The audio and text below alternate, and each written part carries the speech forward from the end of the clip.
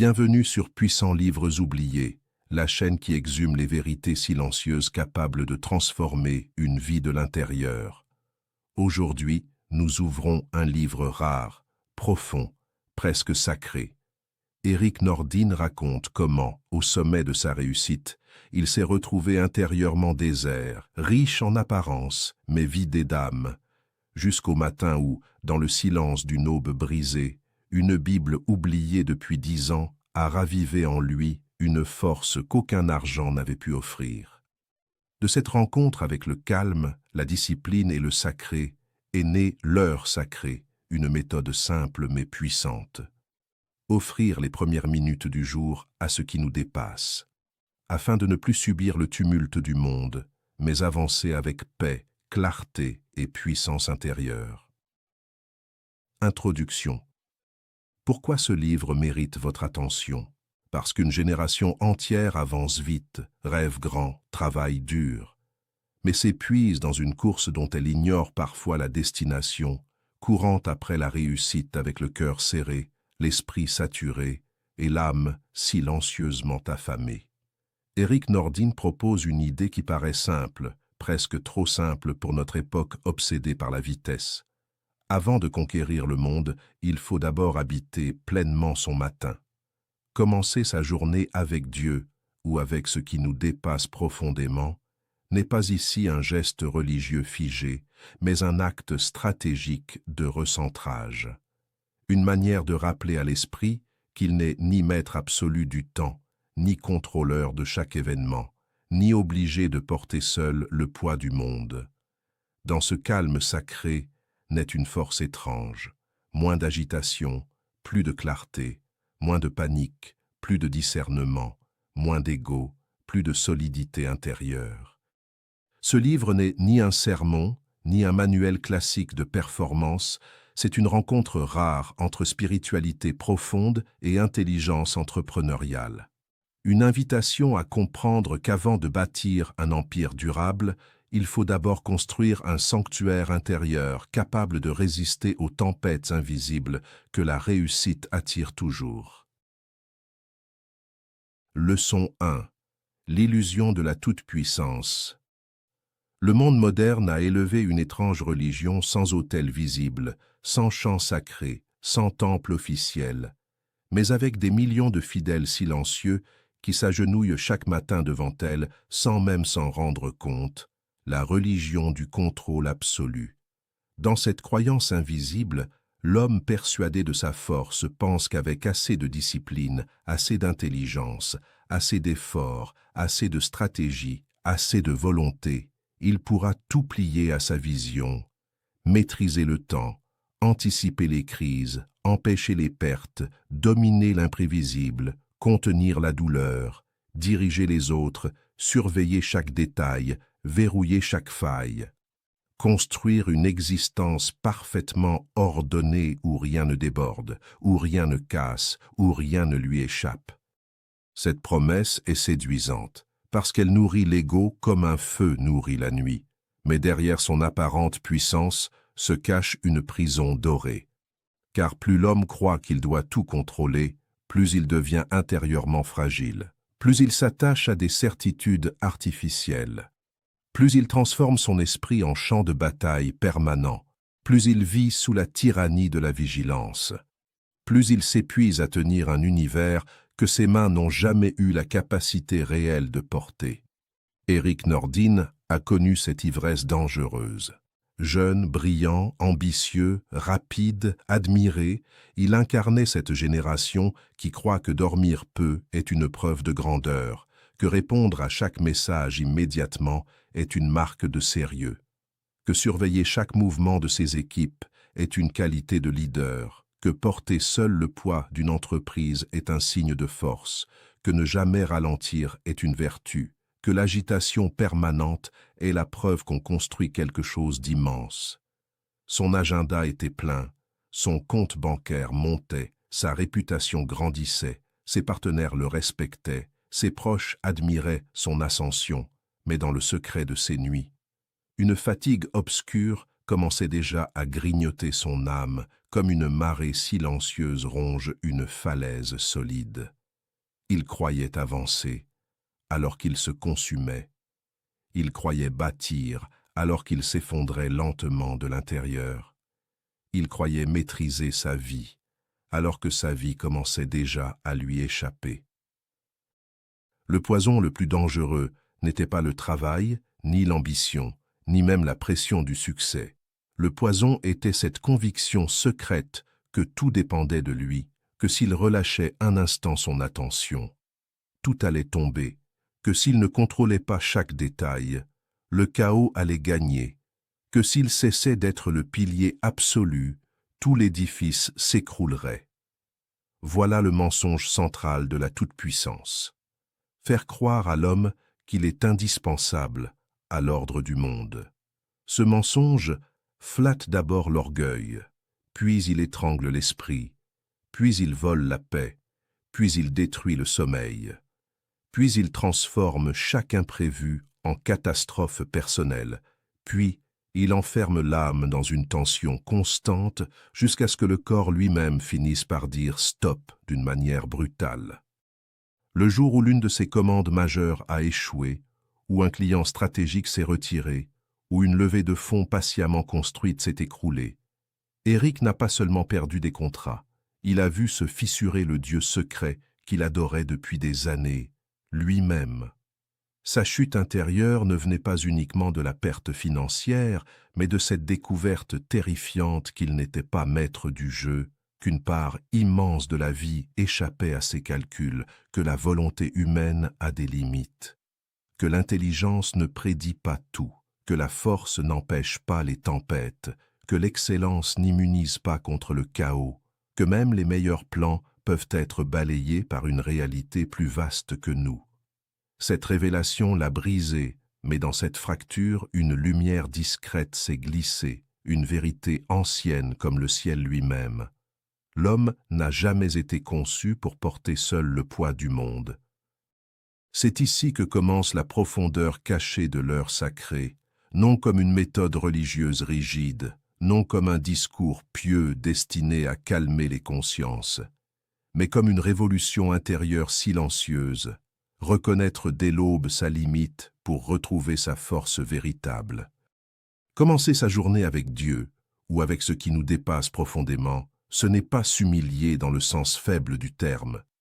C'est remettre chaque chose à sa juste place. C'est déposer avant l'action la couronne invisible que l'ego porte en secret. C'est rappeler à son esprit que tout ne dépend pas de lui, que certaines portes resteront fermées malgré tous ses efforts, que certains combats ne pourront être gagnés qu'avec patience, que certaines douleurs ne partiront pas tout de suite, que certains mystères ne seront jamais totalement compris, que certaines pertes ne pourront être évitées et qu'accepter cela n'est pas perdre sa puissance, mais retrouver une puissance plus profonde, plus calme, plus stable, plus noble. L'homme qui croit devoir tout contrôler vit crispé, mais celui qui comprend qu'il doit seulement faire sa part devient étonnamment libre. Cette liberté n'est pas paresse, elle n'est pas résignation, elle n'est pas faiblesse. Elle est une force mystérieuse, née d'une juste posture intérieure. Faire pleinement ce qui dépend de soi, puis lâcher ce qui ne dépend pas de soi, voilà une sagesse que les anciens connaissaient, que les spirituels pratiquaient, que les entrepreneurs modernes oublient trop souvent. Car vouloir contrôler l'incontrôlable détruit la clarté du jugement, pousse à des décisions prises dans la peur, transforme les obstacles normaux en drames existentiels, et finit par faire de la réussite elle-même une prison dont on ne peut plus sortir sans culpabilité. Chaque matin, quand Éric prononce intérieurement cette phrase simple, « Je ne contrôle pas tout, quelque chose de plus grand que moi veille », il ne récite pas une formule magique, il accomplit un acte de réalignement. Son souffle ralentit, son esprit cesse d'être un champ de bataille, son ego descend de son trône invisible, son cœur retrouve une gravité paisible. Ses décisions deviennent moins impulsives, plus profondes, moins dictées par la panique, plus guidé par la clarté. Le silence du matin devient alors un sanctuaire où l'âme se remet debout avant d'entrer dans la guerre quotidienne du monde. La grande ironie est là. Accepter sa limite ne réduit pas l'homme, cela l'agrandit. Reconnaître qu'on n'est pas Dieu ne diminue pas la force intérieure, cela la purifie. Cesser de vouloir tout porter ne rend pas plus faible, cela rend plus stable. Lâcher l'illusion de la toute-puissance ne retire pas le courage, cela retire seulement la folie de croire qu'on peut être invincible. Et lorsqu'un homme cesse enfin de jouer au maître absolu de son destin, il découvre une puissance plus profonde que le contrôle. La paix solide de celui qui avance avec intensité sans être dévoré par l'intensité, de celui qui construit sans s'identifier entièrement à ce qu'il construit, de celui qui agit avec force mais dort encore avec sérénité. Voilà la première grande leçon de l'heure sacrée. Le vrai pouvoir n'est pas de tout maîtriser. Le vrai pouvoir est de savoir où s'arrête sa main, où commence le mystère, et d'entrer chaque jour dans l'action non comme un faux Dieu terrifié de perdre son royaume, mais comme un être humain pleinement vivant, humble, solide, aligné, capable d'affronter l'incertitude sans se briser, capable de traverser les tempêtes sans perdre son centre, capable de bâtir sans sacrifier son âme, capable de réussir sans devenir prisonnier de sa propre réussite. Leçon 2. Les 30 minutes qui changent tout. Le matin porte un mystère que peu d'êtres humains comprennent vraiment. Avant que le monde ne frappe à la porte de votre conscience avec son vacarme, avant que les notifications ne réclament votre attention comme des mendiants insatiables, avant que les urgences des autres ne viennent coloniser votre esprit, avant que l'agitation quotidienne n'impose sa cadence nerveuse à votre respiration. Il existe un instant suspendu, fragile, presque sacré, où l'âme humaine demeure encore intacte, comme une eau calme que rien n'a troublée, comme une page vierge sur laquelle aucune inquiétude n'a encore écrit sa phrase, comme un sanctuaire silencieux que le bruit du monde n'a pas encore profané. Erik Nordin a compris une vérité que beaucoup d'hommes riches découvrent trop tard. Celui qui offre ses premières pensées au chaos devient serviteur du chaos. Mais celui qui consacre ses premières minutes à l'essentiel devient maître de sa journée avant même qu'elle ne commence réellement. Le secret profond de l'heure sacrée n'est pas caché dans une formule magique, ni dans une technique ésotérique réservée à quelques initiés, ni dans un discours religieux compliqué. Il repose sur une discipline simple, précise, presque austère dans sa structure, mais d'une puissance intérieure redoutable lorsqu'elle est pratiquée avec sincérité. 30 minutes seulement. Pas 3 heures de retraite spirituelle, pas une journée entière coupée du monde, pas un rituel impossible réservé aux saints, aux moines ou aux sages retirés de la vie moderne. 30 minutes. Une demi-heure capable de redessiner l'architecture invisible d'une existence entière. Une demi-heure où l'homme cesse d'être dispersé pour redevenir centré. Une demi-heure où l'esprit cesse d'être une place publique, envahie par 1000 voix contradictoires, pour redevenir une chambre intérieure claire, ordonnée, profonde. Une demi-heure où l'âme se rappelle qu'elle n'est pas née uniquement pour produire, courir, accumuler, performer, répondre, gérer et survivre, mais aussi pour habiter pleinement sa propre présence. Les 5 premières minutes de silence semblent insignifiantes à celui qui n'a jamais goûté à leur profondeur. Pourtant, elles ressemblent à l'ouverture d'une porte secrète. S'asseoir simplement, respirer, ne rien demander, ne rien chercher, ne rien lire, ne rien dire, ne rien produire, juste être là, immobile, nu face à soi-même, est une expérience plus bouleversante qu'elle n'en a l'air. Car dès que le silence s'installe, le tumulte intérieur apparaît dans toute sa violence cachée.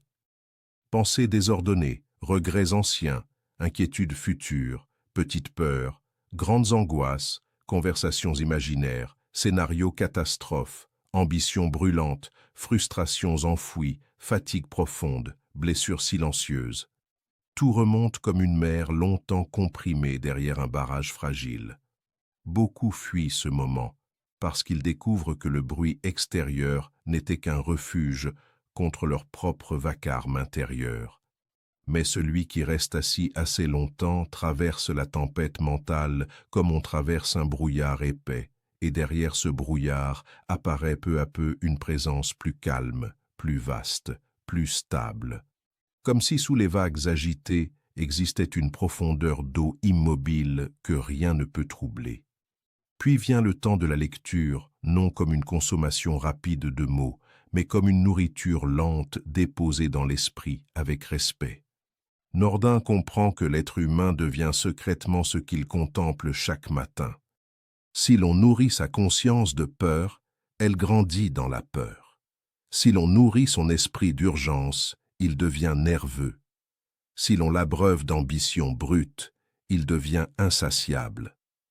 Mais si l'on place au centre de son matin des paroles plus hautes que soi, des textes qui rappellent la sagesse, la patience, la profondeur, la foi, la grandeur invisible de l'existence, alors quelque chose change dans la manière même d'habiter le monde. Peu importe que ce soit un psaume ancien, une sourate méditée lentement, une page de sagesse millénaire, un poème lumineux, une parole qui élève.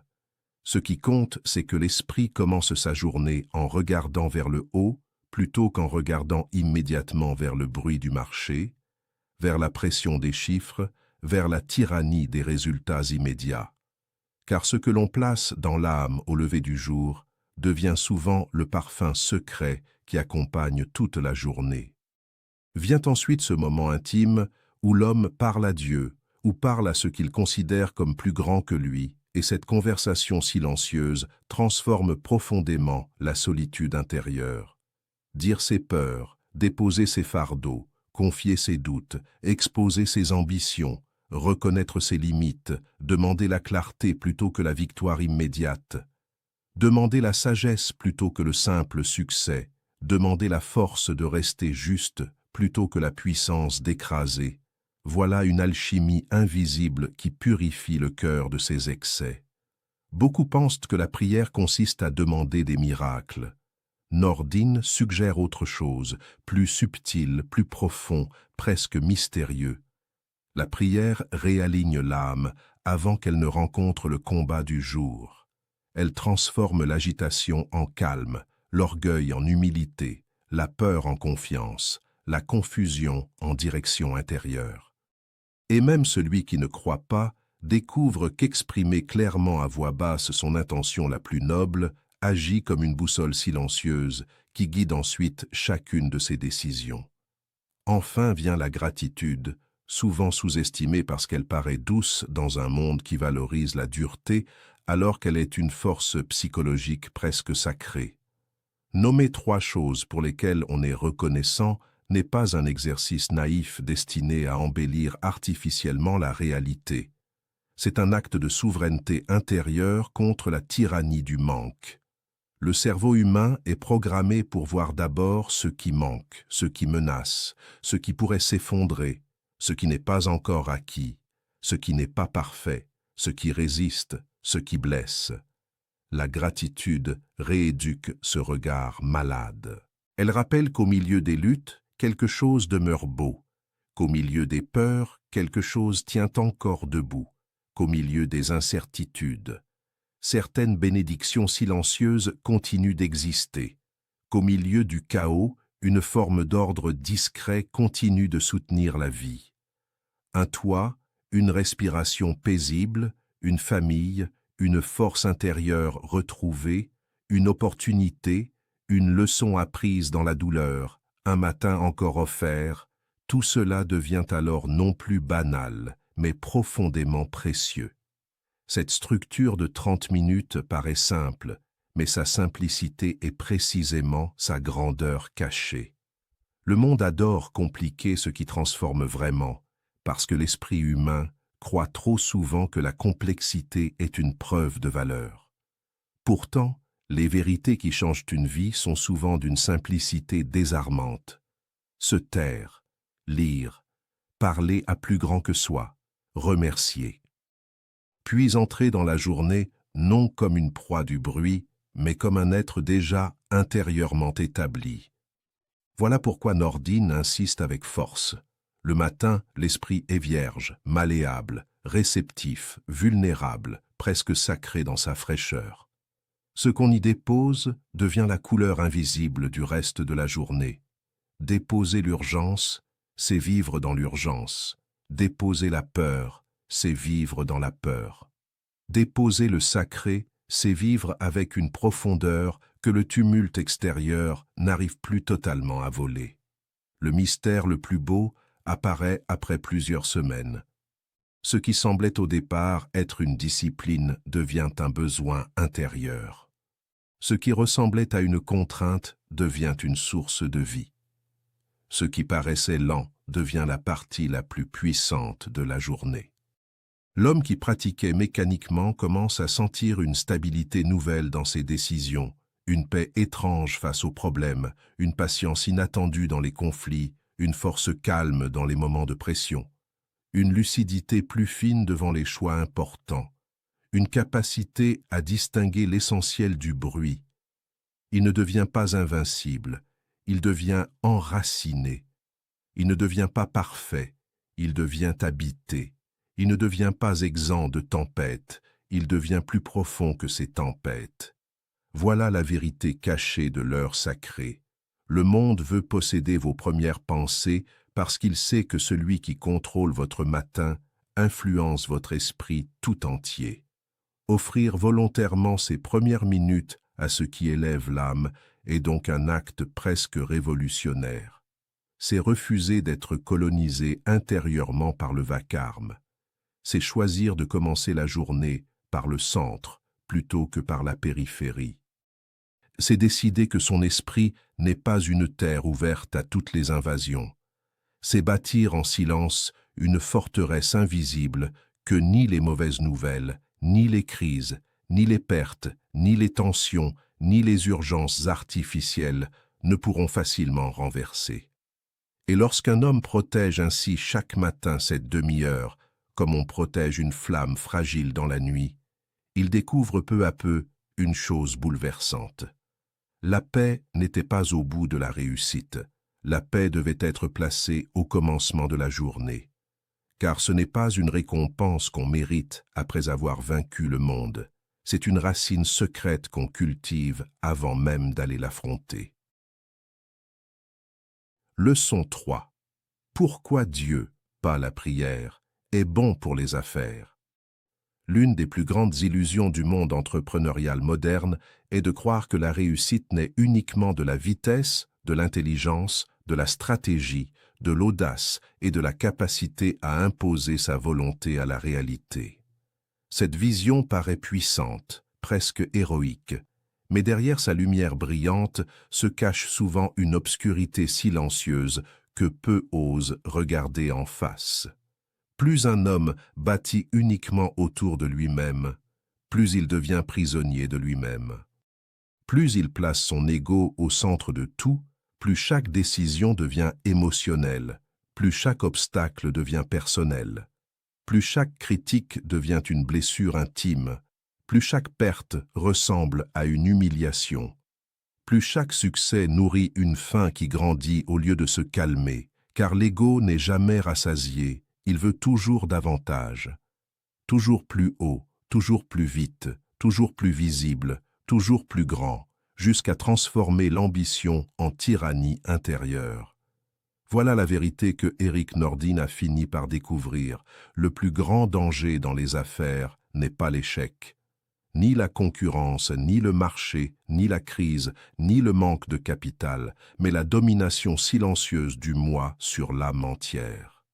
Pendant longtemps, il pensait bâtir des entreprises, alors qu'en réalité, il bâtissait secrètement une statue intérieure à sa propre image. Chaque victoire confirmait son sentiment de puissance, chaque contrat renforçait son identité, chaque chiffre de croissance nourrissait son importance personnelle. Chaque reconnaissance extérieure devenait une preuve intime qu'il valait quelque chose.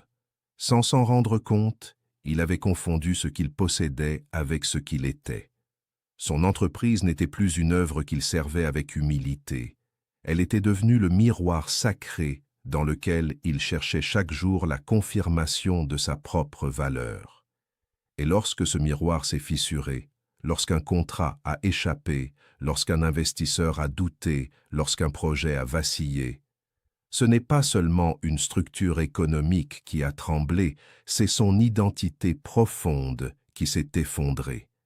Car tout ce qu'il croyait être reposait sur quelque chose de fragile, extérieur, instable, exposé aux vents imprévisibles de la vie. C'est ici que commence la profondeur mystérieuse de l'heure sacrée. Commencer la journée avec Dieu ou avec une réalité plus grande que soi n'est pas une décoration spirituelle ajoutée à une vie déjà pleine. C'est une révolution dans la place que l'on occupe intérieurement.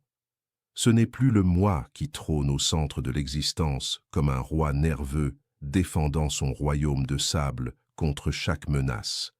C'est quelque chose de plus vaste, de plus haut, de plus stable, de plus ancien que nos succès et plus durable que nos échecs qui prend silencieusement la place centrale.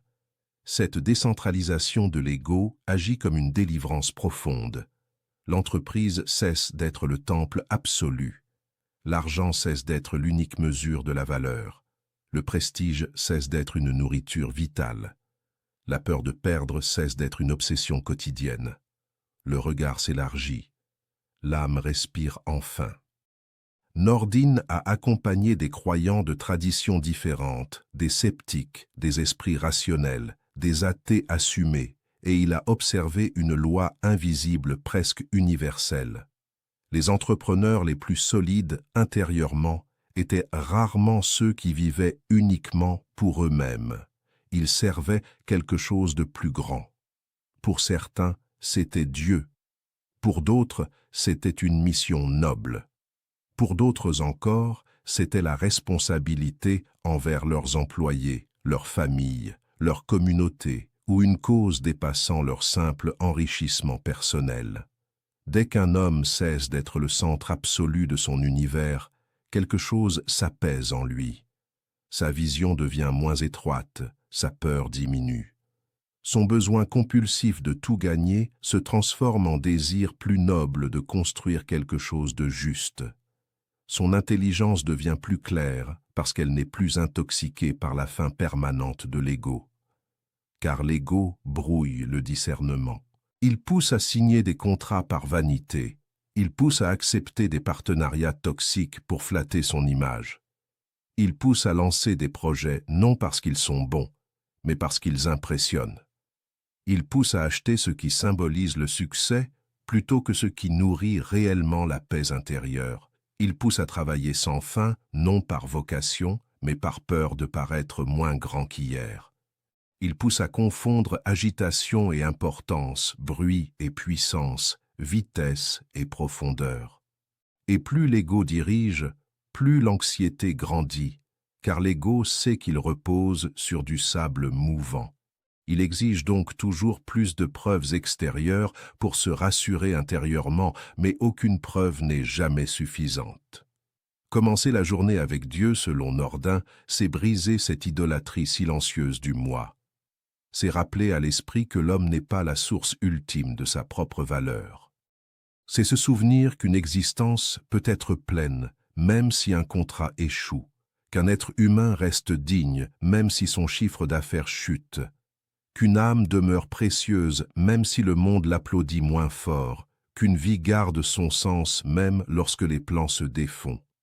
Cette vérité donne une force étrange dans les affaires. Celui qui n'a plus besoin désespérément de gagner devient paradoxalement plus lucide pour gagner, parce qu'il ne décide plus depuis la peur, mais depuis la clarté. Il ne négocie plus depuis le manque, mais depuis l'alignement. Il ne construit plus depuis la compulsion, mais depuis une vision intérieure paisible. Nordin affirme que ses meilleures décisions ne sont pas nées dans l'urgence, ni dans la pression, ni dans la volonté nerveuse de forcer la réalité, mais dans cet espace intérieur créé par l'heure sacrée, lorsque le mental cesse enfin de vouloir à tout prix. Cette phrase paraît simple, mais elle porte une sagesse profonde. Vouloir à tout prix rend aveugle. L'homme crispé voit mal. L'homme obsédé choisit mal. L'homme affamé de victoire se vend parfois pour moins que sa dignité. À l'inverse, celui qui a appris le lâcher-prise intelligent garde sa puissance sans être possédé par son ambition. Il agit pleinement, mais sans panique. Il poursuit une vision, mais sans idolâtrie. Il travaille intensément, mais sans sacrifier son âme sur l'autel de la performance. Il veut réussir, mais il ne s'effondre plus intérieurement si tout ne se passe pas selon son plan. Voilà pourquoi la foi, comprise comme ancrage dans quelque chose de plus grand que soi, possède une dimension stratégique immense. Elle affine le discernement. Avant une grande décision, l'homme centré sur son ego demande inconsciemment « Qu'est-ce que cela dira de moi ?» L'homme centré sur une réalité plus haute demande « Est-ce juste? Est-ce bon? Est-ce aligné? Est-ce utile? Est-ce durable ?» Ce changement de question change tout, car les bonnes questions sont souvent plus puissantes que les grandes réponses. Beaucoup de catastrophes entrepreneuriales naissent d'une question corrompue par l'ego. Beaucoup de réussites profondes naissent d'une question purifiée par une conscience plus vaste. Le mystère est là. Plus un homme accepte qu'il n'est pas le centre absolu, plus il devient intérieurement stable, plus il sert quelque chose qui le dépasse, plus sa propre vie gagne en profondeur, plus il cesse de tout ramener à lui, plus il devient clairvoyant, plus il renonce à la tyrannie du moi, plus sa force devient noble. Ce paradoxe est presque spirituel. L'humilité bien comprise n'écrase pas la puissance, elle la raffine. Elle retire seulement le bruit inutile, l'orgueil fragile, la peur cachée, la nervosité de devoir constamment prouver sa valeur. La grande leçon de l'heure sacrée dans cette dimension stratégique est simple, mais elle peut transformer une destinée entière. Avant de prendre une décision importante, avant de courir après une opportunité séduisante, avant de signer un contrat brillant, avant de poursuivre une ambition qui enivre, il faut entrer dans le silence et demander honnêtement à son âme « Est-ce mon ego qui a faim ou est-ce une direction juste pour l'ensemble ?» Cette question agit comme une lumière dans le brouillard. Elle révèle ce que l'ambition cache, elle expose ce que la peur maquille, elle montre ce que la vanité embellit artificiellement. Et dans cette lumière, l'homme commence enfin à construire non plus seulement une entreprise prospère, mais une vie intérieure assez vaste pour contenir le succès sans en devenir l'esclave. Leçon 4. La panique ne vient plus. La peur n'entre jamais brutalement dans une vie. Elle s'installe d'abord comme une ombre légère, presque invisible. Un murmure discret dans le fond de l'esprit, une tension minuscule dans la poitrine, un nœud silencieux dans le ventre. Une pensée répétitive qui revient sans bruit, puis cette présence s'épaissit, prend de la place, dévore le calme, infecte la clarté, trouble le sommeil, raccourcit la respiration, transforme le silence en menace, la nuit en champ de bataille. Et peu à peu, l'homme finit par vivre dans une guerre intérieure permanente où rien ne brûle à l'extérieur, mais où tout s'effondre à l'intérieur. Voilà le vrai visage de l'anxiété entrepreneuriale. Un incendie sans flamme, une tempête sans pluie. Une chute silencieuse que personne ne voit, mais que l'âme ressent jusque dans ses profondeurs les plus secrètes. Erik Nordin connaît cette obscurité. Il ne la connaît pas comme un théoricien qui observe la douleur derrière une vitre. Il la connaît comme un homme qui a traversé la nuit les yeux ouverts, incapable de dormir, incapable de se reposer, incapable même de goûter ce qu'il avait pourtant passé sa vie à construire. Quand la crise juridique de 2019 a frappé l'une de ses entreprises, La situation avait tout pour réveiller l'ancien homme qu'il était autrefois. Les risques étaient réels, les pertes possibles gigantesques, les avocats nerveux, les partenaires inquiets, les collaborateurs suspendus à des décisions lourdes de conséquences. Et au-dessus de tout cela, flottait ce nuage épais que chaque entrepreneur redoute secrètement, la possibilité de perdre ce qui avait demandé des années de sacrifice. Autrefois, une telle menace aurait déclenché en lui une tempête intérieure immédiate. Son esprit aurait couru plus vite que la réalité. Son imagination aurait construit 100 scénarios catastrophiques avant même qu'un seul ne se produise. Son corps aurait payé le prix de cette guerre invisible. Les nuits seraient devenues courtes, les pensées violentes, la digestion impossible, la patience inexistante, la voix plus dure, les décisions plus nerveuses, le regard plus sombre. La peur aurait pris le volant, et comme toujours lorsque la peur conduit, l'homme croit avancer alors qu'il dérive. Mais cette fois quelque chose avait changé au plus profond de lui. Le problème était réel, la menace sérieuse, le danger concret, pourtant la panique ne trouvait plus la même porte d'entrée. Non parce qu'il était devenu insensible, non parce qu'il était devenu invincible, non parce que la foi avait supprimé la difficulté, mais parce qu'avant d'affronter le monde, il avait appris chaque matin à entrer dans un sanctuaire intérieur que le bruit extérieur ne pouvait plus profaner aussi facilement. Tandis que tout appelait à la réaction immédiate, à la précipitation, au stress compulsif, à l'obsession du contrôle, il continuait d'abord son heure sacrée. 30 minutes de silence avant les appels, 30 minutes de présence avant les urgences, 30 minutes de profondeur avant la tempête. Ce choix paraît simple à entendre, mais il est révolutionnaire à vivre, car l'ordre dans lequel on rencontre le matin détermine souvent la manière dont on traversera la journée entière. La plupart des hommes ouvrent les yeux et tombent immédiatement dans le monde. Notifications, messages, emails, problèmes, attentes, obligations, chiffres, nouvelles inquiétantes, urgences artificielles ou réelles.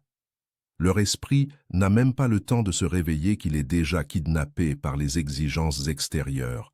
Leur première respiration consciente appartient déjà au chaos.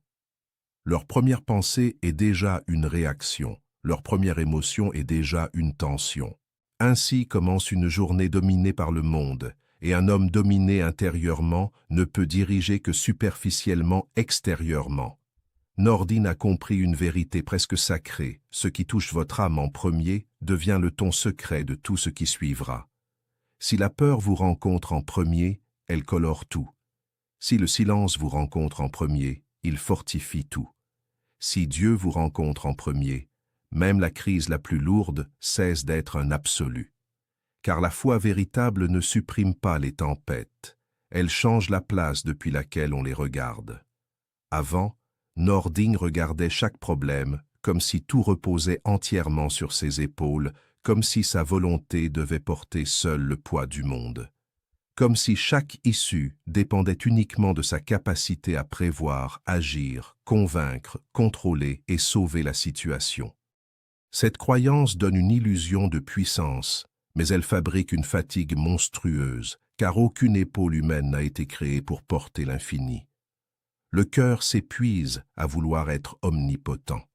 L'esprit se fracture à vouloir tout prévoir. L'âme s'assèche à vouloir tout tenir seule. Commencer la journée devant plus grand que soi, c'est déposer ce fardeau imaginaire. C'est rappeler intérieurement « Je dois faire ma part avec droiture, intelligence et courage, mais je ne suis pas chargé de contrôler l'univers entier. » Cette phrase transforme tout. Je fais ma part.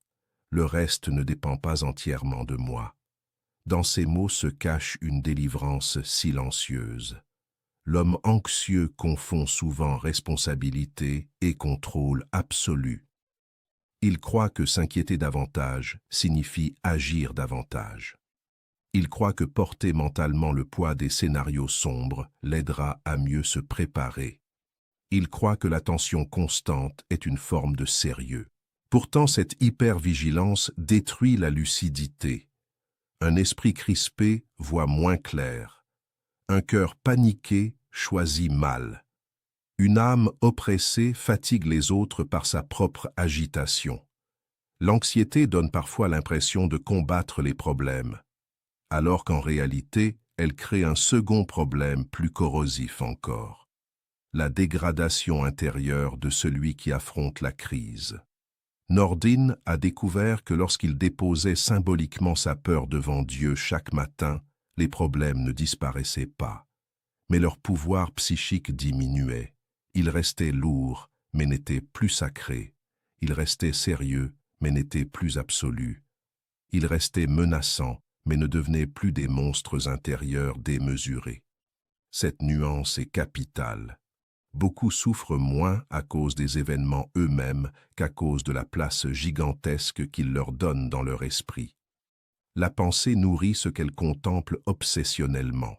Plus on fixe la catastrophe intérieurement, plus elle grandit, plus elle colonise l'âme, plus elle vole l'énergie nécessaire pour agir avec sagesse. Déposer cette charge dans le silence sacré, c'est réduire sa tyrannie mentale. La paix que décrit Nordin n'est pas naïve. Ce n'est pas un optimisme aveugle. Ce n'est pas une anesthésie spirituelle qui nie la réalité. C'est une solidité mystérieuse, née d'un ancrage plus profond que les circonstances. Quand l'homme cesse de croire qu'il est seul à porter la bataille, quelque chose se relâche en lui. Sa respiration devient plus ample. Son esprit retrouve sa finesse. Son regard cesse d'être prisonnier du court terme. Sa parole devient plus posée. Sa colère diminue. Son impatience s'adoucit. Sa présence apaise les autres au lieu de répandre sa propre tempête. Et dans les affaires, cette stabilité intérieure est une puissance invisible que peu comprennent, mais que tout le monde ressent. Les équipes font davantage confiance à un dirigeant calme qu'à un génie nerveux. Les décisions sages naissent plus facilement dans un cœur apaisé que dans une âme terrorisée. La vision longue survit mieux dans un esprit stable que dans une conscience fragmentée par la panique. Le mystère profond de l'heure sacrée est peut-être là. L'homme croit entrer dans le silence pour parler à Dieu, mais souvent il y entre surtout pour déposer ce qui le dévore secrètement. Ses peurs cachées, ses angoisses diffuses, ses scénarios catastrophes, son besoin maladif de tout contrôler, son obsession de l'image, son poids invisible. Dans cet espace sacré, l'âme vide ses poches de pierre, et plus elle dépose, plus elle marche légère. Plus elle marche légère, plus elle voit loin. Plus elle voit loin, moins le présent l'écrase. L'exercice de Nordin possède une sagesse ancienne que le monde moderne a oubliée: identifier une seule source d'anxiété, la nommer clairement, puis la déposer symboliquement devant ce qui nous dépasse. Non pas fuir sa responsabilité, non pas abandonner l'action, non pas devenir passif, mais reconnaître humblement la frontière entre ce que l'on peut gouverner et ce que l'on ne gouvernera jamais totalement. Là se trouve la liberté intérieure, là se trouve la force calme, là se trouve ce point mystérieux où l'homme agit pleinement sans être intérieurement consumé par ce qu'il affronte. Car la panique naît souvent d'une illusion secrète: croire que si l'on s'inquiète assez, l'avenir obéira davantage.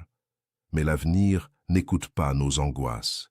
Il n'obéit ni à nos peurs, ni à nos insomnies, ni à nos tensions. Alors pourquoi sacrifier sa paix à un contrôle imaginaire? Pourquoi offrir sa santé à des scénarios qui n'existent pas encore? Pourquoi livrer son âme à des batailles mentales qui n'ont peut-être jamais lieu? La foi, ou simplement la conscience d'un ordre plus vaste que soi, casse ce cercle invisible. Elle rappelle doucement: fais ce qui dépend de toi avec excellence, puis relâche ce qui ne t'appartient pas. Et c'est là que la panique commence réellement à reculer, non comme un ennemi chassé par la force, mais comme une ombre dissipée par une lumière plus grande. Non parce que la vie devient simple, mais parce que l'âme devient plus vaste que ce qu'elle traverse. Non parce que les problèmes cessent, mais parce qu'ils cessent d'être des dieux intérieurs. Non parce que le combat disparaît, mais parce que le combattant n'est plus seul dans son propre cœur. Voilà la puissance cachée de cette leçon. Quand l'homme apprend chaque matin à déposer son fardeau dans le silence sacré, il découvre peu à peu un trésor que même la réussite ne peut acheter, une paix assez profonde pour traverser la tempête sans se perdre lui-même. Leçon 5. L'horloge de Dieu contre l'horloge du business.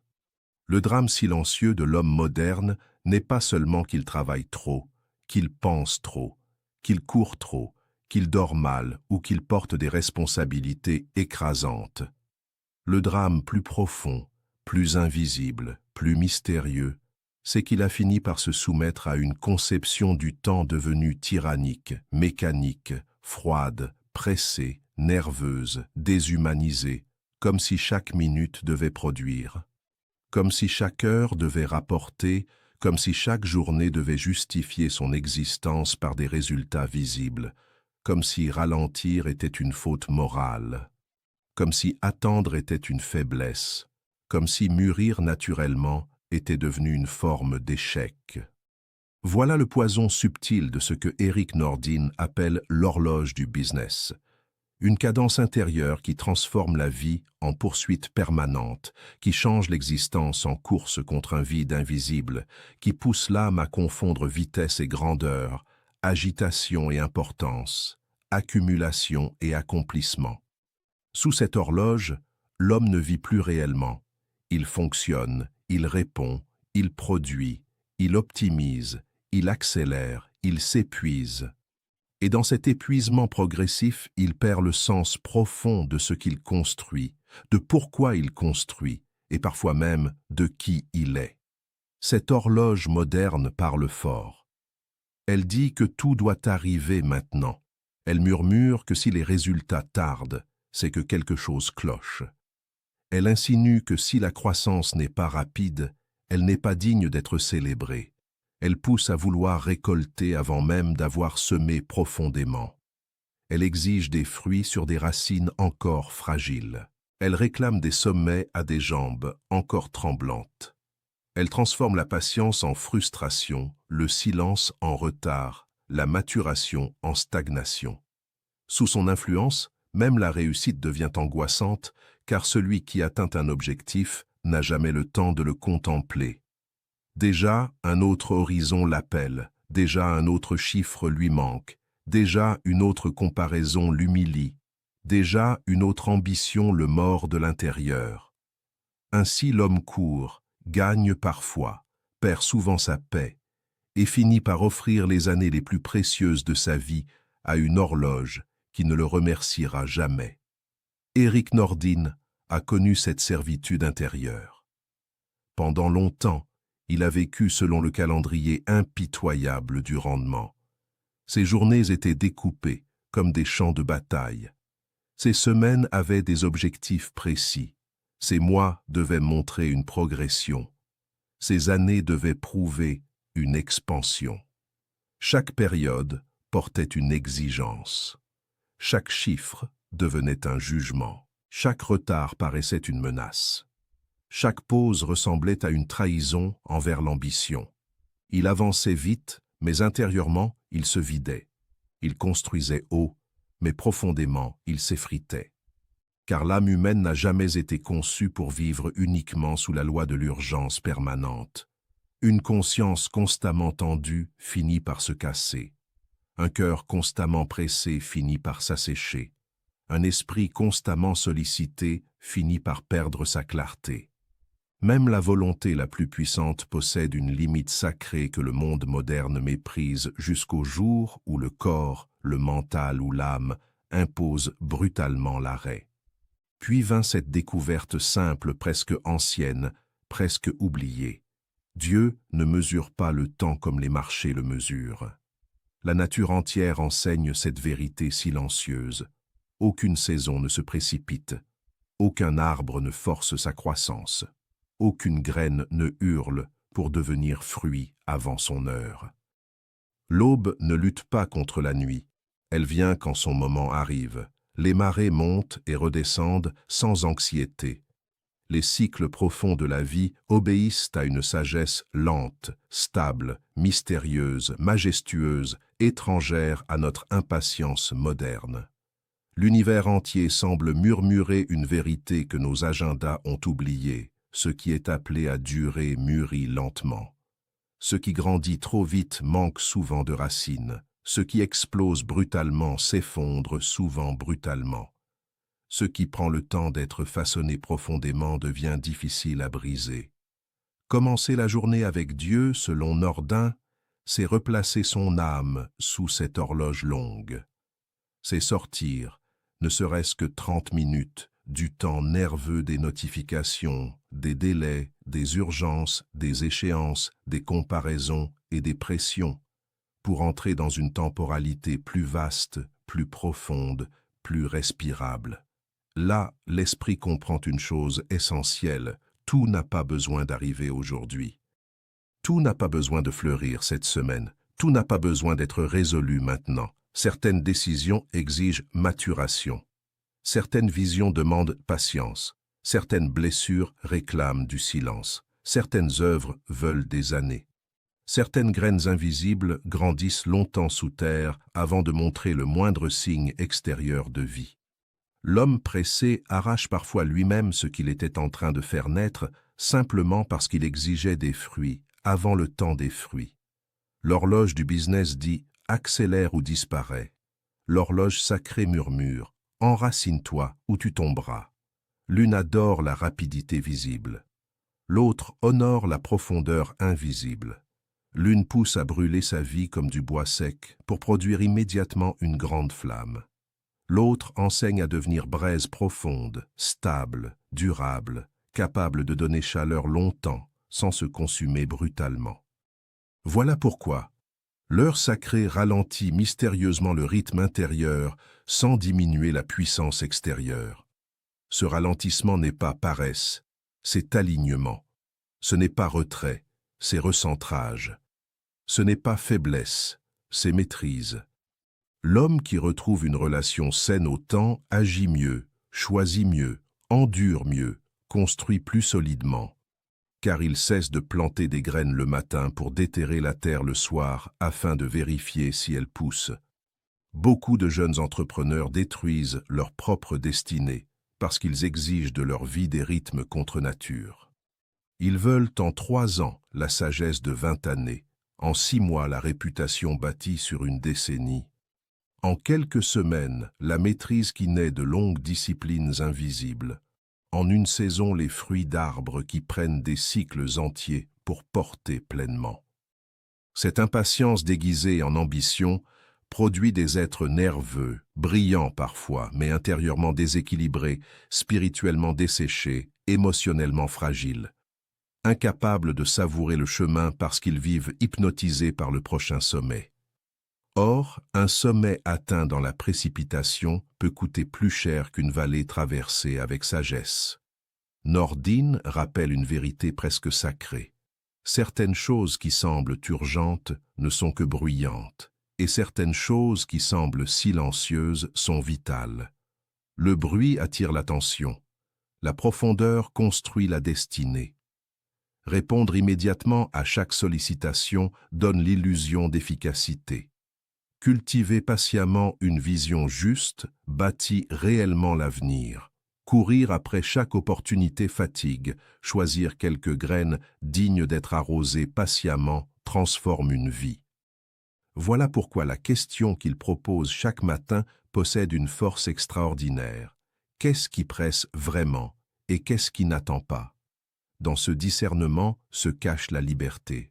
Beaucoup donnent leur énergie à ce qui crie, alors qu'ils devraient la consacrer à ce qui grandit silencieusement. Le silence de l'heure sacrée affine cette perception. Dans le vacarme quotidien, Tout paraît urgent, chaque email semble capital. Chaque message paraît exiger une réponse immédiate. Chaque problème prend une taille gigantesque. Mais quand l'âme entre dans le silence, une hiérarchie invisible apparaît. Ce qui semblait énorme rétrécit parfois. Ce qui semblait secondaire révèle parfois son importance profonde. L'esprit cesse de confondre urgence et priorité. Il cesse de courir derrière les flammes superficielles pour nourrir le feu essentiel. Cette clarté change tout, car la destinée d'un homme dépend moins de ce qu'il fait dans l'urgence que de ce qu'il nourrit dans la durée. Le plus grand luxe moderne n'est pas l'argent, ni la notoriété, ni la liberté géographique. C'est une relation paisible au temps. Pouvoir avancer sans se sentir constamment en retard. Pouvoir bâtir sans se sentir constamment menacé. Pouvoir patienter sans se sentir inutile. Pouvoir grandir sans violence intérieure. Pouvoir semer avec confiance sans arracher chaque jour la terre par anxiété. Voilà une richesse que beaucoup d'hommes puissants n'ont jamais connue. Ils possèdent des empires extérieurs, mais vivent intérieurement poursuivis par une horloge invisible qui ne cesse jamais de les accuser de ne pas aller assez vite. La grande sagesse de cette leçon est là. Dieu, ou toute réalité plus grande que notre agitation, invite l'homme à vivre selon le temps profond plutôt que selon le temps nerveux. À honorer les cycles plutôt que les pulsions. À respecter la maturation plutôt que d'adorer l'immédiateté. À construire des racines plutôt qu'à chercher seulement des fleurs visibles, à devenir durable plutôt qu'impressionnant, à bâtir une œuvre qui respire la profondeur plutôt qu'un succès qui scintille puis disparaît. Celui qui comprend cela cesse de brûler sa vie pour éclairer brièvement le monde. Il devient une lumière stable, une présence profonde, une force calme, un bâtisseur patient. Un homme qui marche avec intensité mais sans précipitation, avec ambition mais sans frénésie, avec vision mais sans obsession destructrice. Et dans ce rythme mystérieusement sacré, il découvre enfin ce que tant cherche sans le trouver. Avancer loin sans se perdre en chemin. Leçon 6. Ceux qui ont essayé sans croire. La vérité la plus troublante dans la méthode d'Eric Nordin n'est pas qu'elle rapproche certains hommes de Dieu, ni qu'elle apaise les consciences fatiguées, ni même qu'elle transforme des entrepreneurs épuisés en bâtisseurs plus calmes, plus profonds, plus solides. La vérité la plus dérangeante, la plus mystérieuse, presque paradoxale, c'est que cette discipline intérieure fonctionne même chez ceux qui ne croient en rien de religieux. Même chez ceux que la foi laisse froid, même chez ceux qui n'ont jamais prié, jamais ouvert un livre sacré, jamais senti la moindre vibration spirituelle dans leur existence. Voilà ce qui force l'attention. Au cœur de l'heure sacrée, la puissance ne réside pas uniquement dans la religion, mais dans quelque chose de plus profond encore, de plus ancien, de plus universel. Quelque chose que les traditions spirituelles avaient compris bien avant le monde moderne. L'homme devient dangereux pour lui-même lorsqu'il vit enfermé dans le culte permanent de son propre moi, et il commence à retrouver une forme de grandeur intérieure lorsqu'il apprend, chaque jour, à sortir de lui-même pour contempler quelque chose de plus vaste que ses désirs, plus élevé que ses peurs, plus profond que ses urgences, plus durable que son ego. Le mal silencieux de notre époque n'est pas seulement la distraction, la fatigue ou l'hyperconnexion. Le mal plus discret, plus corrosif, plus enraciné, c'est cette obsession constante du centre personnel. Tout ramène à soi, mon ambition, mon image, mon projet, ma réussite, mon anxiété, mon argent, mon problème, mon stress, mon futur, mon manque. Même la douleur devient parfois narcissique, non parce qu'elle est fausse, mais parce qu'elle occupe tout l'espace intérieur jusqu'à faire croire que le monde entier tourne autour de nos tensions invisibles. C'est là que l'âme s'alourdit. C'est là que le cœur se contracte. C'est là que l'esprit perd sa respiration profonde. Car un être humain centré uniquement sur lui-même finit par devenir prisonnier d'une pièce intérieure sans fenêtre où tout ramène à sa performance, à sa peur, à son besoin de contrôle, à sa quête de validation, à son désir de maîtriser ce qui lui échappe. Norden a compris que la clé n'était pas uniquement de croire en Dieu, mais d'interrompre ce cercle étroit du moi absolu. Voilà pourquoi sa méthode traverse les croyances. Voilà pourquoi elle touche les croyants, les sceptiques, les agnostiques, les athées, les hommes de science, les femmes d'action, les esprits rationnels comme les consciences mystiques. Parce que l'essence de cette discipline n'est pas d'imposer une doctrine, elle est de restaurer une orientation intérieure. Non plus vivre tourné exclusivement vers soi, mais commencer la journée face à une réalité plus grande que son propre nombril mental. Cela peut être Dieu pour les uns, la nature pour d'autres, le bien commun pour certains, la mémoire d'un ancêtre, une mission noble, une vérité morale, une cause sacrée, un texte ancien, une idée plus haute que l'ambition individuelle. Peu importe la forme, ce qui transforme, c'est le déplacement du centre. Ce déplacement paraît subtil, mais il change toute la structure intérieure d'un être. Quand l'homme cesse d'être le soleil autour duquel tourne tout son univers mental, son anxiété commence à perdre de sa tyrannie. Son ego cesse de grossir comme une bête affamée. Sa peur du jugement diminue, son obsession du résultat se calme. Sa capacité à voir plus large s'ouvre, sa conscience retrouve de l'espace, son esprit recommence à respirer. Et dans cette respiration nouvelle, naît une clarté que la course quotidienne avait ensevelie sous le bruit. Voilà le mystère. Plus l'homme cesse d'être obsédé par lui-même, plus il devient stable, profond, lucide et paradoxalement plus efficace dans ce qu'il entreprend. L'histoire de cet entrepreneur athée, accompagné par Norden, éclaire ce point avec une force saisissante. Cet homme n'avait ni religion, ni prière, ni langage spirituel. Les symboles sacrés ne lui parlaient pas. Pourtant, il vivait la même maladie moderne que tant d'autres, surcharge mentale, pression constante, décisions précipitées, fatigue invisible, ego fragilisé, peur de l'échec, tension chronique. Lorsqu'il commença à pratiquer son heure silencieuse, il ne parla pas à Dieu. Il plaça devant lui un simple tableau où figuraient les noms de ses employés, des familles qui dépendaient de ses décisions, des visages derrière les contrats, des vies derrière les salaires, des enfants derrière chaque responsabilité économique qu'il portait. Et chaque matin, il restait là, en silence, face à cette réalité plus grande que son intérêt immédiat. Peu à peu, quelque chose changea. Ses décisions devinrent plus justes. Sa nervosité diminua. Son ambition resta forte mais cessa d'être aveugle. Son esprit devint plus large que son propre désir de gagner. Même effet, même paix, même clarté. Le centre intérieur avait bougé. C'est là une vérité profonde. L'homme n'a pas seulement besoin de motivation, il a besoin de verticalité intérieure. Il a besoin d'un axe. Il a besoin d'un point fixe plus haut que ses impulsions quotidiennes.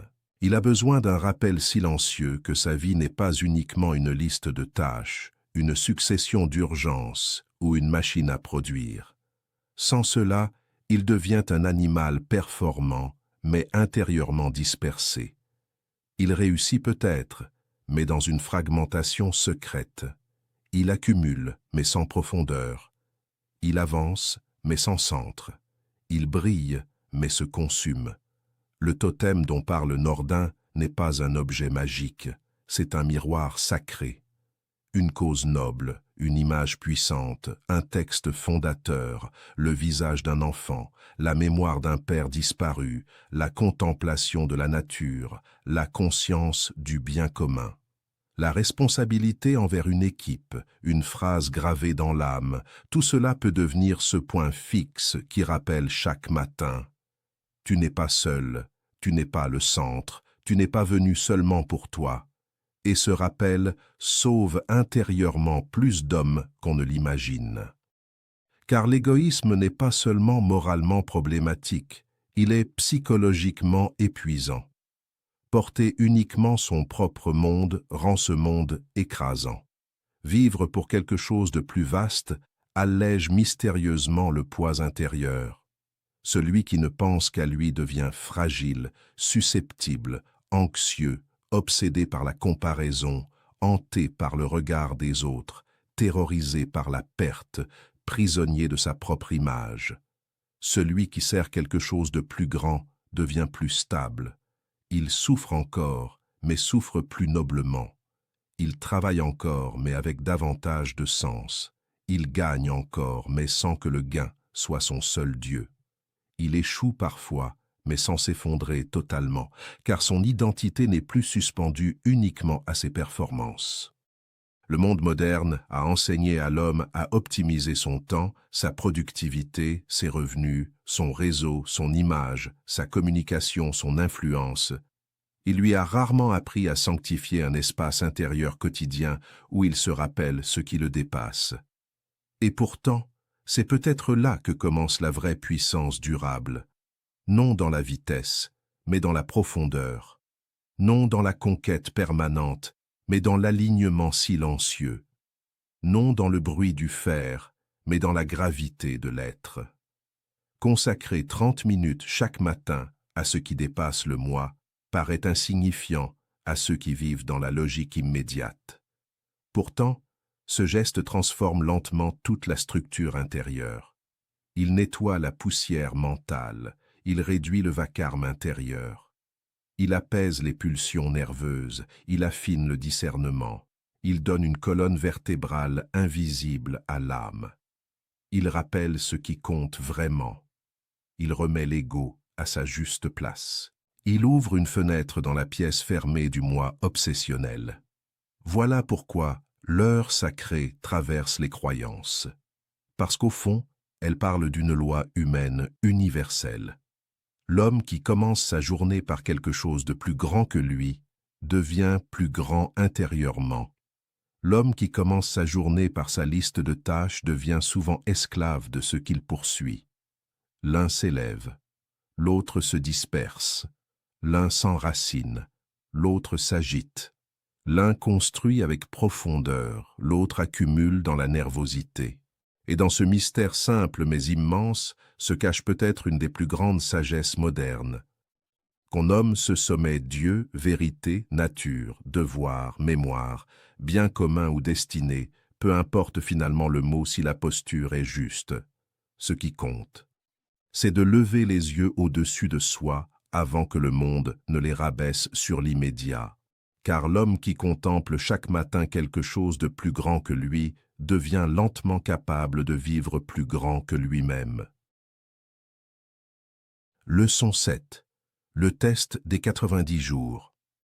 La plupart des hommes surestiment ce qu'ils peuvent accomplir en une semaine, puis sous-estiment radicalement ce qu'une discipline silencieuse peut bâtir en 3 mois.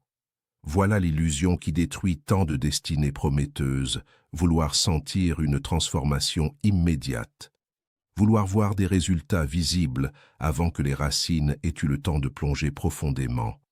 Vouloir récolter une paix intérieure mature alors que l'on vient à peine de planter la première graine du silence sacré.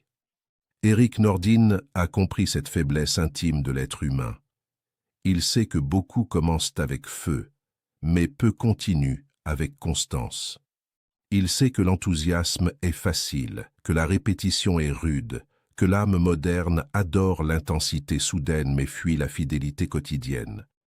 C'est pourquoi l'heure sacrée ne repose pas sur une émotion spirituelle passagère, ni sur un éclair de motivation, ni sur une exaltation mystique, mais sur une architecture invisible de patience, de répétition, de lenteur maîtrisée et de profondeur accumulée, comme une rivière qui, sans violence apparente, finit par sculpter la pierre la plus dure. Le cœur du test des 90 jours repose sur une vérité que peu acceptent pleinement. L'être humain ne change pas profondément par inspiration, mais par immersion prolongée dans une pratique qui reforme peu à peu sa structure intérieure. Une grande idée peut secouer un esprit pendant une journée. Une parole forte peut électriser une volonté pendant une semaine. Une révélation puissante peut illuminer une conscience pendant un moment.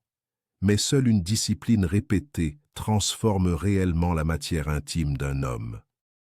Car le caractère n'est pas sculpté par des sommets émotionnels, il est façonné par des gestes constants accomplis lorsque plus rien ne semble spectaculaire. Là se cache le vrai mystère de la transformation. Dans la fidélité silencieuse, quand l'excitation est partie, quand la nouveauté s'est dissipée, quand le mental réclame de revenir à l'ancien chaos, quand l'ego murmure que rien ne change, quand la fatigue intérieure demande d'abandonner ce qui pourtant commence à agir dans les profondeurs invisibles. Les 30 premiers jours de cette marche intérieure ressemblent à une confrontation brute avec soi-même. Beaucoup imaginent qu'ils vont trouver immédiatement la paix, la clarté, la force, l'alignement. Ils pensent que 30 minutes de silence quotidien vont instantanément transformer leur vie. Puis, la réalité apparaît avec une brutalité presque humiliante. Le silence n'est pas vide, il est rempli du bruit que l'on portait déjà. Quand on s'assoit enfin sans téléphone, sans musique, sans distraction, sans urgence fabriquée, l'esprit révèle son désordre caché.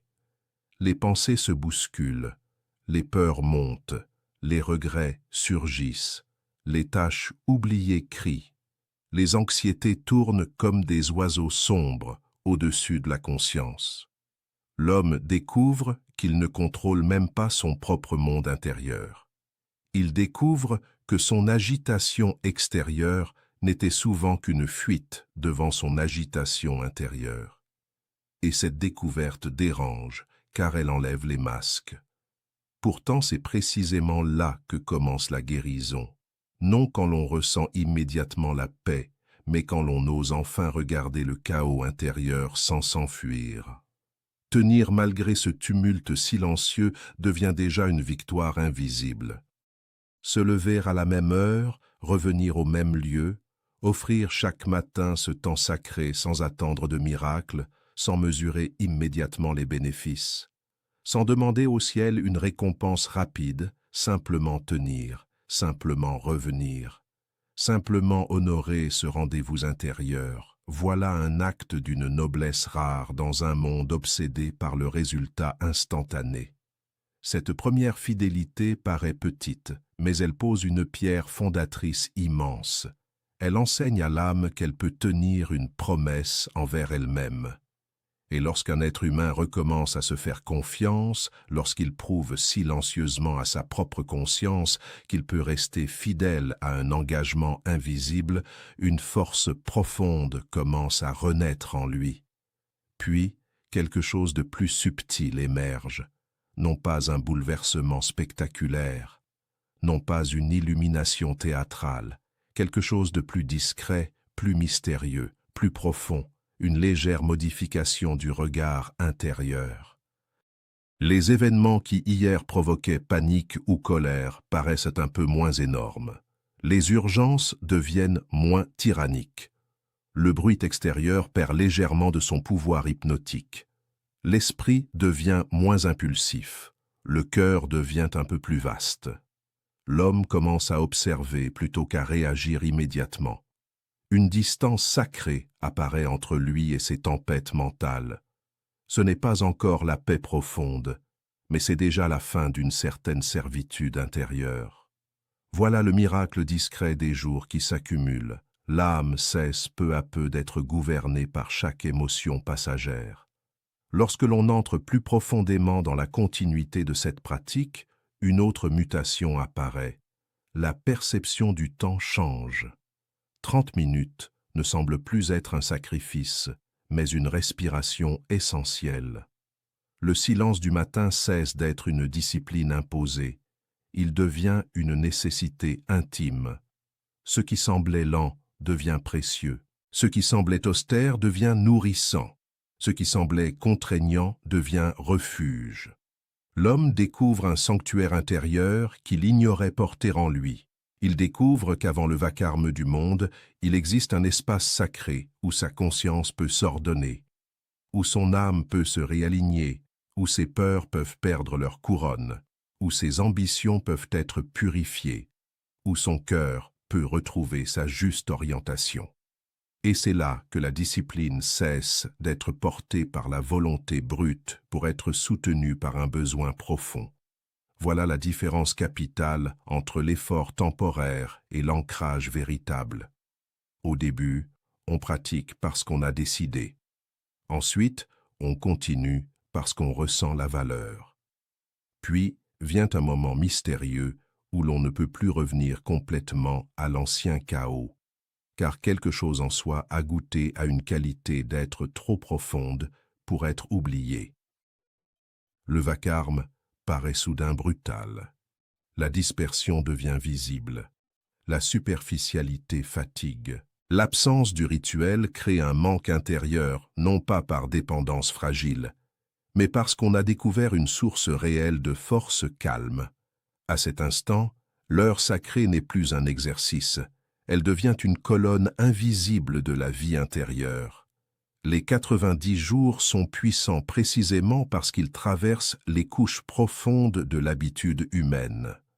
3 mois suffisent rarement pour transformer entièrement une destinée extérieure, mais ils suffisent souvent pour déplacer radicalement un centre intérieur. Et quand le centre change, tout commence lentement à se réorganiser autour de cette nouvelle gravité. Les décisions deviennent plus justes, les paroles deviennent plus pesées, l'ambition devient plus noble, la patience s'élargit, la résistance au stress augmente, le regard sur l'échec se transforme, même le succès change de goût, il devient moins une preuve de valeur personnelle qu'un fruit naturel d'un alignement plus profond. Le monde moderne adore les promesses fulgurantes, 7 jours pour changer de vie, 21 jours pour installer une habitude, une méthode miracle pour devenir invincible rapidement. Nordine propose autre chose, quelque chose de moins séduisant mais infiniment plus vrai. Donnez-vous 90 matins de fidélité silencieuse, 90 rendez-vous avec ce qui vous dépasse, 90 occasions de remettre votre âme à sa juste place avant que le monde ne la disperse. 90 respirations sacrées avant d'entrer dans la bataille quotidienne. Puis regardez honnêtement qui vous êtes devenu, non pas extérieurement seulement, mais intérieurement. Plus calme peut-être, plus profond sûrement, plus centré certainement, plus difficile à secouer, plus difficile à corrompre, plus difficile à vider. Car le vrai changement n'est jamais seulement visible dans ce qu'on possède, il apparaît dans ce que l'on devient quand personne ne regarde, dans la stabilité retrouvée, dans la clarté gagnée, dans la patience acquise, dans la profondeur installée, dans la paix devenue plus fréquente que la panique, dans la force tranquille qui remplace la nervosité brillante, dans cette sensation étrange mais puissante d'être enfin aligné avec quelque chose de plus vaste que sa propre agitation. Voilà le secret profond du test des 90 jours. Il ne promet pas une vie sans tempête. Il construit un homme capable de traverser les tempêtes sans se perdre lui-même.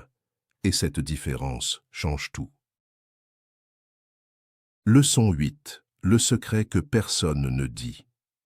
Sous les grandes réussites que le monde admire, derrière les visages sûrs d'eux que l'on applaudit, derrière les entreprises puissantes, les décisions brillantes, les fortunes bâties à force d'audace, derrière les discours inspirants, les biographies impressionnantes et les trajectoires qui semblent presque surnaturelles, se cache souvent une vérité silencieuse que peu osent regarder en face. Beaucoup d'hommes paraissent forts devant la foule, alors qu'intérieurement, ils sont dispersés, fragmentés, divisés contre eux-mêmes, coupés de leur centre profond, séparés de leurs propres voies intérieures, noyés sous le vacarme de ce qu'ils produisent, de ce qu'ils poursuivent, de ce qu'ils montrent, de ce que les autres attendent d'eux. Ils avancent vite, mais ne savent plus d'où ils avancent. Ils parlent beaucoup, mais ne savent plus ce que murmure leur conscience lorsqu'enfin tout se tait. Ils construisent de grandes choses, mais parfois sur une fondation intérieure devenue fragile, fissurée par l'agitation permanente. Et c'est précisément là que la dernière grande révélation d'Erik Nordin frappe comme une lumière froide dans la nuit. Le cœur secret de l'heure sacrée n'est pas seulement la foi, ni la prière, ni même la discipline. La clé cachée, la source profonde, le noyau invisible, c'est la solitude choisie. La solitude effraie l'homme moderne parce qu'elle retire tous les anesthésiants qui l'empêchaient de se rencontrer réellement.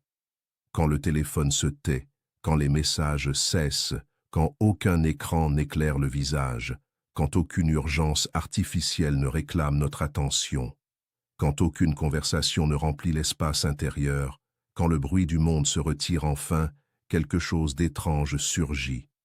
Nous nous retrouvons face à nous-mêmes, sans masque, sans distraction, sans décor, sans échappatoire, sans théâtre social. Et beaucoup découvrent alors une vérité inconfortable. Ils connaissent mieux leurs statistiques, leurs objectifs, leurs clients, leurs marchés, leurs ambitions, leurs concurrents, leurs stratégies, que leur propre âme. Ils savent piloter des projets complexes, mais ne savent pas rester 30 minutes seuls avec leur conscience sans ressentir une agitation presque douloureuse. Voilà la pauvreté invisible de notre époque. Une humanité ultra connectée, mais profondément déconnectée d'elle-même. Erik Nordin affirme une chose bouleversante. Tant que l'homme fuit la solitude, il fuit aussi la profondeur de sa propre vérité. Car c'est dans le silence nu que remontent les questions que le bruit enterrait. C'est dans l'isolement choisi que l'on entend enfin ce qui, depuis longtemps, tentait de parler doucement sous les couches de distraction. C'est seul que l'on perçoit les fissures intérieures que l'agitation masquait. C'est seul que l'on voit ce qui motive réellement nos choix. Est-ce la vérité ou l'ego, la vocation ou la comparaison, la construction ou la revanche, l'amour de créer ou la peur de paraître insignifiant? Tant que ces questions restent noyées sous le vacarme quotidien, l'homme avance parfois toute une vie dans une direction qui n'est pas vraiment la sienne. La foule disperse parce qu'elle impose 1000 regards, 1000 attentes, 1000 modèles, 1000 pressions invisibles. Dans la foule, l'homme commence subtilement à vivre selon le rythme des autres, selon leur succès, leurs codes, leurs standards, leur définition de la grandeur. Il se compare, il s'ajuste, il s'inquiète, il accélère, il performe, il corrige son image, il adapte sa voix, il ajuste sa posture, jusqu'à parfois oublier sa forme originelle. Le business, avec sa brutalité fascinante, amplifie encore cette dispersion. Chaque jour apporte de nouveaux signaux, une opportunité, une menace, une tendance, une concurrence, une crise, une demande, un objectif, un chiffre, un sommet, une chute. L'esprit devient un champ traversé par 1000 vents contraires. À force d'être partout mentalement, l'homme cesse d'habiter pleinement l'endroit essentiel, son centre intérieur. C'est pourquoi l'heure sacrée rassemble. Elle rappelle l'âme à la maison, elle reconduit l'esprit vers son axe profond. Elle retire, pendant un instant sacré, les couches de bruit déposées par le monde. Là, seul, face à ce qui le dépasse, Dieu pour certains, le silence pour d'autres, la vérité, la nature, l'univers, la mémoire, la conscience, peu importe le nom, l'homme retrouve quelque chose qu'il croyait perdu, sa propre voix, non pas la voix du personnage qu'il joue, non pas celle de l'ambition nerveuse, non pas celle de la peur déguisée en performance, mais la voix calme, grave, profonde, ancienne, presque sacrée, celle qui sait ce qui compte vraiment, celle qui reconnaît ce qui nourrit et ce qui vide, celle qui distingue l'essentiel du spectaculaire, celle qui murmure doucement mais ne ment jamais. Le plus étrange est que cette solitude n'appauvrit pas, elle enrichit, elle ne retire pas de force, elle en donne.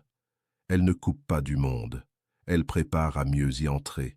Elle n'éloigne pas de l'action, elle purifie l'action. Un homme qui prend rendez-vous avec lui-même chaque matin cesse peu à peu d'être gouverné par le chaos extérieur. Il devient moins manipulable par l'urgence, moins vulnérable au regard des autres, moins prisonnier des modes, moins esclave des comparaisons. Il commence à agir depuis un centre stable plutôt que depuis une agitation permanente. Et cette stabilité devient une puissance invisible que rien ne remplace. Beaucoup cherchent le secret des entrepreneurs qui durent dans la stratégie, le réseau, l'intelligence, la rapidité d'exécution, l'audace financière ou la maîtrise technique. Tout cela compte, mais tout cela reste insuffisant si l'homme qui porte ces outils est intérieurement dispersé. Une conscience fragmentée finit toujours par saboter ce qu'elle construit. Une âme vide finit par transformer le succès en désert intérieur. Une vie menée sans profondeur finit par ressembler à une course brillante vers une fatigue sacrée. Voilà pourquoi certains bâtissent vite mais tombent tôt, alors que d'autres avancent plus lentement et durent. Les seconds ont trouvé un sanctuaire intérieur que les premiers négligents. Ils possèdent un lieu secret où ils se rassemblent avant d'affronter le monde. Cette solitude matinale devient alors une forge invisible. Là se trempe la patience, là s'affine la lucidité, là se purifie l'ambition, là s'apaise la peur, là se réaligne le cœur, là se reconstruit une force qui ne dépend ni des applaudissements ni des résultats immédiats. Là l'homme se rappelle qu'il est plus qu'une machine à produire, plus qu'un statut, plus qu'un chiffre, plus qu'une réussite, plus qu'un échec, plus qu'un rôle social. Il redevient présence consciente, être aligné, âme habitée. Et dans ce rendez-vous silencieux, une vérité lumineuse apparaît. L'homme n'a pas seulement besoin d'un plan pour réussir. Il a besoin d'un lieu intérieur où revenir pour ne pas se perdre. Sans ce lieu, le monde finit par l'éparpiller morceau par morceau. Avec ce lieu, même au cœur des tempêtes, une part de lui demeure intacte, centrée, solide, reliée à quelque chose de plus grand que la panique du moment. Voilà la grandeur secrète de l'heure sacrée. Elle ne fabrique pas seulement des entrepreneurs plus performants, elle façonne des êtres plus entiers. Et un être entier possède une force que les hommes dispersés ne comprendront jamais vraiment. Car ce que le bruit fragmente, la solitude sacrée le rassemble. Ce que la foule dilue, le silence concentre. Ce que la course épuise, l'intériorité renouvelle. Ce que le monde disperse, le sanctuaire du matin unifie. Et c'est là, dans ce face-à-face silencieux avec soi-même et avec ce qui nous dépasse, que naît le vrai secret des bâtisseurs qui durent. Ils ne commencent pas leur journée par le monde. Ils commencent par retrouver leur âme avant de retourner conquérir le réel. Éric Nordin n'a pas écrit l'heure sacrée pour imposer une croyance, ni pour dresser une religion au milieu du monde des affaires comme un drapeau de supériorité morale. Il a écrit ce livre comme on laisse une lampe allumée dans la nuit pour ceux qui avancent vite, trop vite, jusqu'à ne plus entendre le bruit de leur propre âme. Son témoignage porte une vérité simple mais redoutable. La réussite extérieure ne vaut rien lorsqu'elle est bâtie sur un esprit agité, un cœur desséché et une vie intérieure abandonnée. Il a connu la vitesse, la pression, l'ambition dévorante, la quête insatiable du toujours plus, puis il a découvert qu'au centre du tumulte. Le silence pouvait devenir une force, qu'au cœur de la fatigue, la solitude choisie pouvait devenir une renaissance, et qu'avant toute stratégie, toute réunion, toute conquête, il existait une heure capable de remettre l'homme à sa juste place, face à quelque chose de plus grand que lui. Ce livre laisse une empreinte claire. Commencer sa journée dans le calme sacré, qu'on l'appelle Dieu, conscience, vérité intérieure ou souffle divin. C'est reprendre le contrôle de ce que le monde moderne disperse sans cesse. Courir est facile, s'arrêter avec intention demande une discipline rare. Et c'est peut-être là que réside le secret des bâtisseurs qui durent. Ils ne commencent pas leur journée par le bruit du monde, mais par la profondeur du silence. Là où l'esprit s'ordonne, où la peur recule, et où l'âme retrouve enfin sa direction.